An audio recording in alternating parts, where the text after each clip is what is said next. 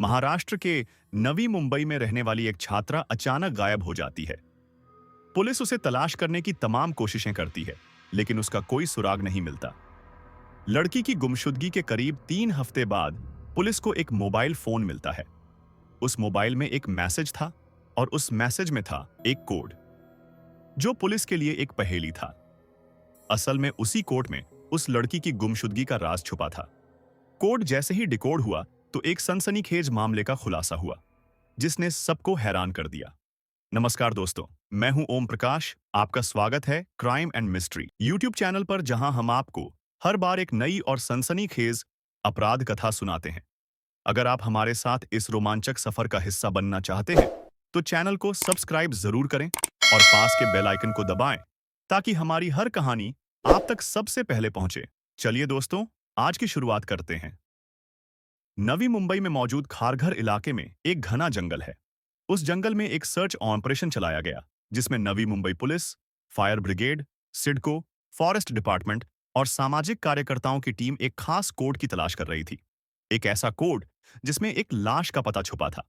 एक ऐसी लाश जो महीने भर से गायब थी।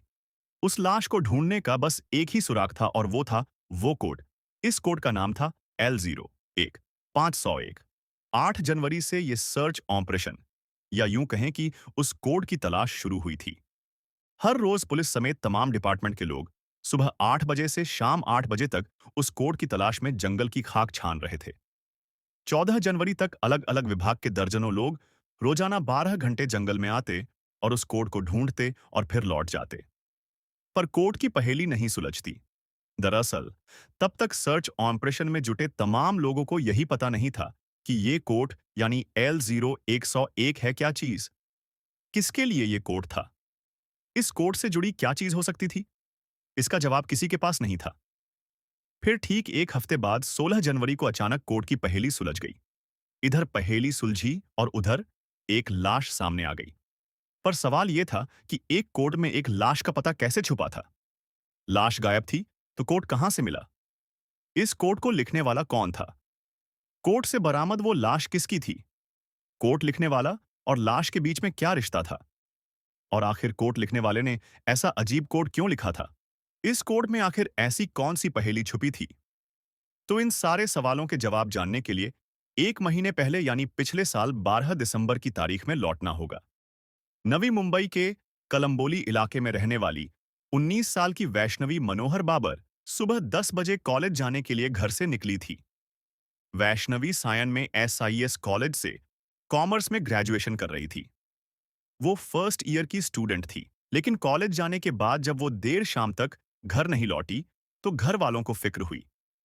कॉलेज के उसके दोस्तों और बाकी लोगों से पूछताछ करने के बाद घर वालों ने कलंबोली पुलिस स्टेशन में वैष्णवी की गुमशुदगी की रिपोर्ट लिखा दी। पुलिस ने वैष्णवी की तलाश शुरू कर दी, लेकिन उसका कोई सुराग नहीं मिला। ठीक 12 दिसंबर की शाम को ही जुई नगर रेलवे स्टेशन के करीब लगभग 24 से 25 साल के एक लड़के की रेलवे ट्रैक पर लाश मिलती है। रेलवे पुलिस मामला दर्ज कर लाश को मुर्दाघर भेज देती है। फिर बाद में परिवार का पता कर परिवार को लाश सौंप दिया जाता है। रेलवे पुलिस के मुताबिक मामला खुदकुशी का था। लाश के साथ रेलवे पुलिस को एक मोबाइल भी मिला था। वो मोबाइल रेलवे पुलिस ने केस प्रॉपर्टी मानते हुए माल खाने में रख दिया था, क्योंकि मामला खुदकुशी का था। जांच के लिए स्पेशल टीम बनाने का ऐलान इधर दिन पर दिन बीतते जा रहे थे, पर वैष्णवी का कोई सुराग नहीं मिल रहा था। परिवार वाले पुलिस से भी खफा थे। उन्हें लगता था कि पुलिस ढंग से केस की तफ्तीश नहीं कर रही। गुजरते दिनों के साथ नवी मुंबई पुलिस पर वैष्णवी को तलाशने का दबाव बढ़ता जा रहा था। आखिरकार 6 जनवरी को नवी मुंबई के पुलिस कमिश्नर मिलिंद भ्राम्बे ने वैष्णवी को ढूंढने के लिए एक स्पेशल टीम बनाने का ऐलान किया। नवी मुंबई क्राइम ब्रांच के DCP अमित काले को इसकी कमान सौंपी गई। इस टीम के साथ एंटी ह्यूमन ट्रैफिकिंग यूनिट को भी वैष्णवी की तलाश की मुहिम में शामिल कर लिया गया। कायदे से वैष्णवी की गुमशुदगी के करीब 3 हफ्ते बाद अब पहली बार पुलिस पूरी गंभीरता से उसे तलाश रही थी। टीम ने सबसे पहले तमाम CCTV फुटेज खंगाले। साथ ही वैष्णवी के कॉल डिटेल में भी अपने झांकने का फैसला किया। 12 दिसंबर की एक सीसीटीवी कैमरे में वैष्णवी कॉलेज से घर लौटने के लिए जीटीबी नगर रेलवे स्टेशन से एक ट्रेन में चढ़ती नजर आई थी। बाद में एक दूसरे कैमरे ने यह दिखाया कि वो ट्रेन से खारघर उतर गई थी। खारघर के बाद एक और कैमरे में भी वैष्णवी नजर आई, पर इस बारे उसके साथ एक लड़का था। दोनों खारघर के ओ कैंप जंगल की तरफ जाते हुए दिखे। पुलिस को हैरत तब हुई जब उसी कैमरे ने कुछ देर बाद ओ कैंप से उस लड़के को लौटते हुए तो दिखाया, लेकिन वैष्णवी उसके साथ नहीं थी। अब यहीं से पहली बार पुलिस को उस लड़के पर शक हुआ। सबसे पहले पुलिस ने अब वैष्णवी के मोबाइल के 12 दिसंबर के कॉल डेटा को देखना शुरू किया, खासकर शाम में, उस वक्त के जब वो जंगल की तरफ उस लड़के के साथ जा रही थी। कॉलेज से जंगल जाते वक्त वैष्णवी के मोबाइल पर सिर्फ एक कॉल आई थी। अब उस कॉल को जब पुलिस ने खंगालना शुरू किया तो पता चला कि इस नंबर से वैष्णवी को पहले भी बहुत कॉल किए गए थे। सीडीआर से पता चला कि आखिरी वक्त में जो लड़का वैष्णवी के साथ था, उसका नाम वैभव ब्रुंगले है। मोबाइल नंबर के जरिए अब पुलिस की टीम वैभव के घर का पता निकालती है और सीधे उसके घर पर पहुंच जाती है। लेकिन घर पहुंचते ही केस सुलझने की बजाय और उलझ जाता है। वैभव के घर वाले बताते हैं कि 12 दिसंबर को ही उसकी मौत हो चुकी है। उन लोगों ने अपने हाथों से उसका अंतिम संस्कार किया है। वो ये भी बताते हैं कि वैभल ने जुई नगर रेलवे स्टेशन के करीब ट्रेन के आगे कूदकर खुदकुशी की थी। अब इस नए खुलासे के साथ पुलिस की स्पेशल टीम वैष्णवी के घर पहुंचती है। वहां घर वालों से वैभव के बारे में पूछताछ करती है। तब एक और कहानी सामने आती है। घर वालों के मुताबिक कुछ वक्त पहले तक वैष्णवी और वैभव एक दूसरे से प्यार करते थे। इन दोनों के अफेयर की खबर वैष्णवी के घर वालों को लग गई। वैष्णवी ग्रेजुएशन कर रही थी, जबकि वैभव 12वीं करने के बाद जॉब कर रहा था। दोनों की कास्ट भी अलग अलग थे। ऐसे में शादी हो नहीं सकती थी। वैष्णवी के घर वालों ने वैभव से दूरी बनाने को कहा। इसी के बाद वैष्णवी ने अपनी जिंदगी के साथ साथ सोशल मीडिया के हर प्लेटफॉर्म पर भी वैभव को ब्लॉक कर दिया। वैष्णवी की इस बेरुखी से अब वैभव परेशान हो गया। उसे शक हुआ कि वैष्णवी उसे छोड़कर अब किसी और लड़के को डेट कर रही है। हालांकि उसे सच्चाई पता नहीं थी। इन दोनों के अफेयर की कहानी सुनने के बाद अब पुलिस को रेलवे पुलिस की याद आती है। वैभव की मौत की कहानी जानने के लिए अब नवी मुंबई की स्पेशल पुलिस टीम जीआरपी यानी रेलवे पुलिस के पास पहुंचती है। रेलवे पुलिस में दर्ज रिपोर्ट में यही लिखा था कि वैभव ने 12 दिसंबर की शाम एक ट्रेन से आगे कूदकर खुदकुशी कर ली है। नवी मुंबई पुलिस वैष्णवी के केस की जानकारी देते हुए रेलवे पुलिस से वैभव के जब्त सामान को अपने कब्जे में ले लेती है। इसमें वैभव का एक मोबाइल भी था। अब पुलिस एक्सपर्ट के जरिए मोबाइल को अनलॉक करती है। मोबाइल अनलॉक होते ही जिस पहले मैसेज पर पुलिस की नजर पड़ती है, वो ये था, मैंने वैष्णवी की हत्या कर दी है। उसकी लाश खारघर के ओ कैंप के पास पड़ी है। कोड है L01। 501 कोड को डिकोड नहीं कर पाए थे एक्सपर्ट। मैसेज पढ़ते ही नवी मुंबई पुलिस को लगा कि केस पूरी तरह सुलझ गया।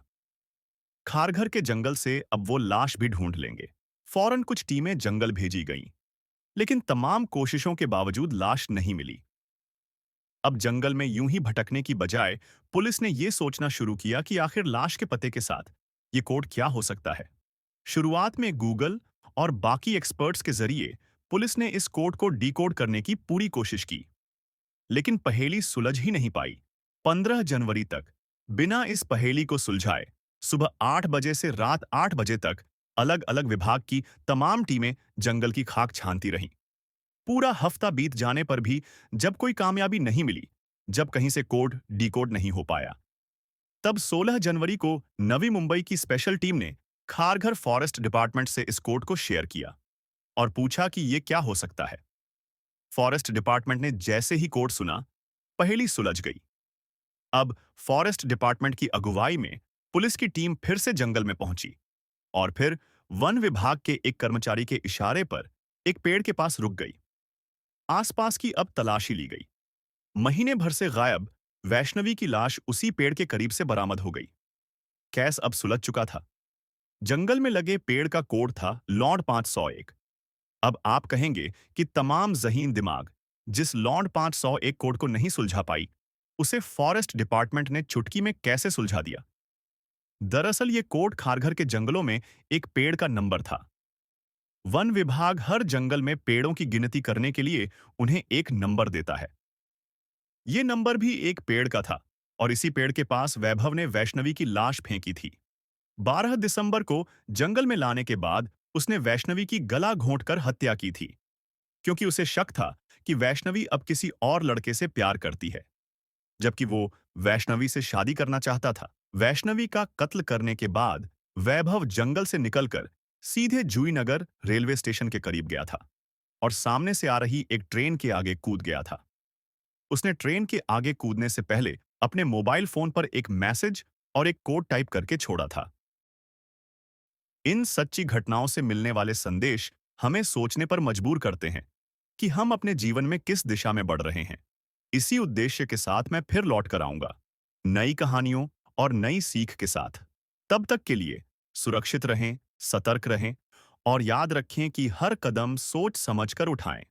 दोस्तों, कहानी पसंद आई हो तो वीडियो को लाइक करके कमेंट कर दें और चैनल को भी सब्सक्राइब कर लें। धन्यवाद।